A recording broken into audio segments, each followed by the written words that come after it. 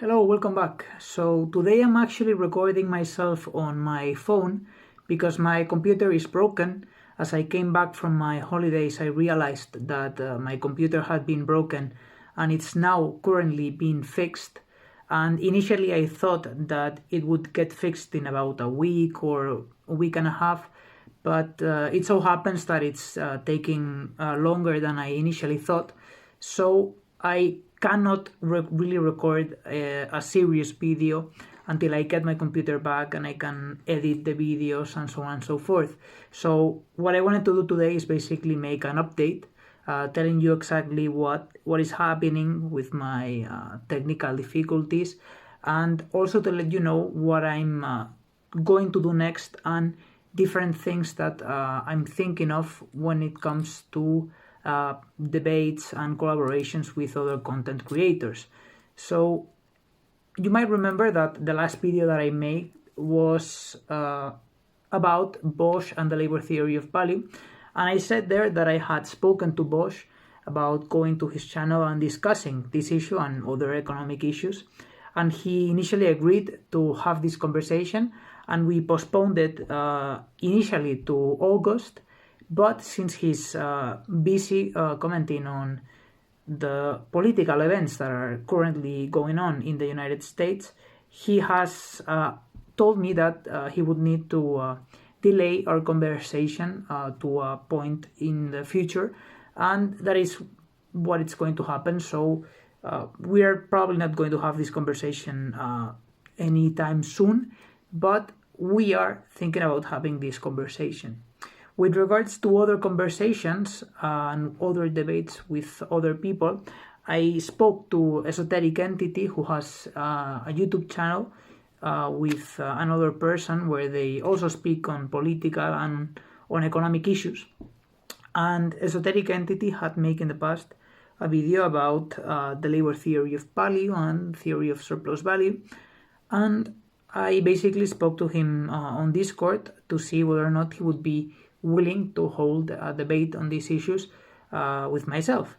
And he agreed on holding this conversation. He said that if I wanted, and the Mouthy Infidel wants as well, we could both debate him and his YouTube partner. And this is something that we're currently speaking about. So we might be holding that debate, which is, well, it's a good opportunity to be debating these issues with, this sort of Austrian school-oriented YouTube channels that have positions on economic issues that are, at odds with the ones that I might hold, or the ones that the Mouthy Infidel himself might hold as well. So let's see if that works out and it goes as planned. And the next thing that I'm working on, the next video that I'm currently doing some research, and once I get my computer, I will finish the research for that and do that video, finish editing that video and so on and so forth. The thing that I'm going to speak about probably in that next video is on the distinction between productive and unproductive labor. Now, I have other projects in mind that I will be doing, but I think that this is a good continuation of my series on the classical political economy, which is a really important series, and this topic in particular, I think, needs to be spoken about a lot more than it has, certainly here in YouTube and in other places, and even in academic discourse. Now, there are pretty strong academics out there that are doing some very nice work and that have already done very nice work in forwarding a notion of productive and unproductive labor based on the classical school. Here I'm speaking about academics such as Anwar Shaikh, who I've already spoken about a lot in past videos. And this is a really important distinction that is crucial, not only to a classification of the kinds of activities that take place in our current economic system, but also as a way to measure economic performance of an economy, of countries, of entire continents, of our global capitalist system, really. It's a good way to dive deeper into issues pertaining the labor theory of value, of course, and theories of trade, of unemployment, and of many other, of the distribution of surplus value, and many things regarding the circulation of wealth in capitalist societies, the business cycle as well. So this is actually a really important topic, and this is also something that contrasts a lot with the kind of methodology that we are taught in our neoclassical courses, in this case in our macro courses, since normally when you're speaking about accounting, accountability, and when you're doing national accounts and so on and so forth, this is the kind of thing that you do in macroeconomics, and here is where you learn, the neoclassical conception of production activities, which are pretty much every activity that has an outcome that is exchanged in the market for some money. So under that conception, for example, a cashier whose job is just to get the money from the person purchasing a given commodity and handing that commodity to the person that has just purchased that commodity, this would be considered a productive activity, since the cashier is doing is engaging in useful labor, and thus under this conception that would be a productive endeavor, that would be a productive activity that would be counted in national income accounts as production activity, whereas in a Marxist or in a classical approach to national income accounts and to production and non-production activities, this would not actually count as a production activity, since this is just a activity that distributes, that changes the property of that particular commodity from the owner, who is the producer, to the person that is buying that commodity, but it's actually not creating any new wealth in that exchange. There is no wealth really being created. If anything, there's actually wealth being detracted. There's wealth that has to go to paying the person that is doing this job, which means that there's a deduction of wealth from the amount that has been produced, so that this person that is engaging in this labor, which is useful and it is actually important labor, because there's certainly people in high complex economies that need to be doing this cashier work, because commodities don't just go from purchasers to from producers to sellers magically. There's people that need to circulate them and so on and so forth. This is actually an important form of labor, but it is not productive, so we wouldn't count this as productive labor, and I think there are good grounds to not call this productive labor. So this discussion on what counts as productive and what counts as non-production labor, what are the implications for national accounting, what are the implications for the development of other theories pertaining our economic discipline,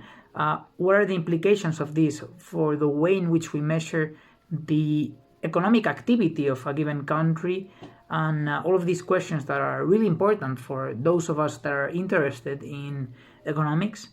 This is really a crucial topic that we need to look at, and I think it is important that we now focus on this as we continue our series on the classical political economy.